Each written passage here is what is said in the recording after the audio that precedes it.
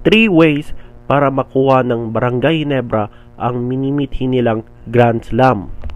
Isa sa pinakamahirap ngayon sa PBA sa mga koponan ang makuha ang Grand Slam. Sa ngayon, sa kasaysayan ng PBA, may 4 na team ang nag-Grand Slam.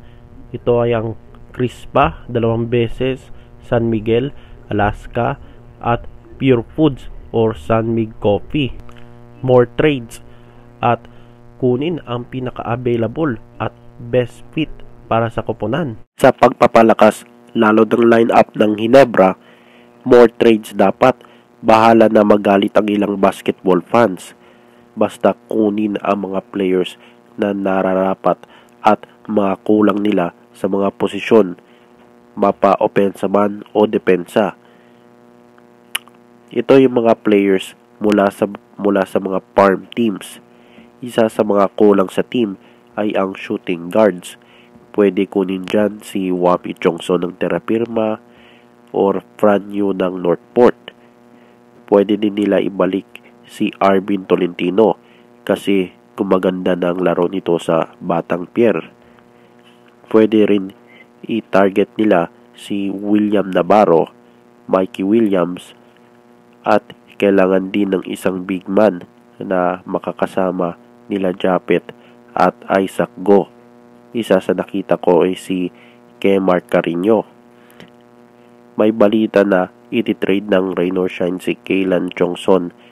Baka pwede rin ito kunin ng Ginebra kapalit ni Maverick Ahamisi or Cedric Burfield. Depende na yan sa gagawin ng Ginebra. So ito yun mga player na tatargetin ng Barangay Ginebra para lumakas ang lineup nila para for Grand Slam nga. Maging healthy sana lahat ng player at walang injury. Isa sa problema ng Gene Kings ay ang mga player na may injured. Hindi talaga maiiwasan, lalo na sa mga koponan ay may mga injured na players at hindi makakapaglaro. At gawing inspirasyon ang mga fans, makinig kay coach at maging familiar sana sa sistema. Isa sa mga pinakamaraming fans sa mga PBA teams ay ang Barangay Ginebra at maraming fans ang naghahangad na magka-Grand Slam ang paborito nilang koponan. Ang tanong dyan, matutupad kaya ng Gene Kings ang pangarap nila magka-Grand Slam sa PBA? Sila na lang kasi sa mga SMC teams ang hindi pa nakakakuha ng ganyan. Maybe this upcoming season dahil balik na sa 3 conferences in 1 season ng PBA.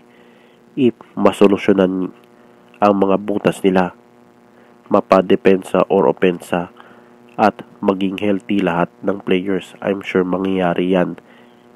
Ang sinabi ko, maybe this season or next season, lalo na malapit na mag-retire sila LA at Japet at andyan pa si CTC, kaya sulitin nila yan. So, ano ang plano ni Boss Al Francis Chua? Siyang magdedepende kung ano ang mga plano nila sa kanilang koponan. So, ito na ang reaksyon tungkol sa paksa na ito. Maraming salamat at kita-kits sa next video.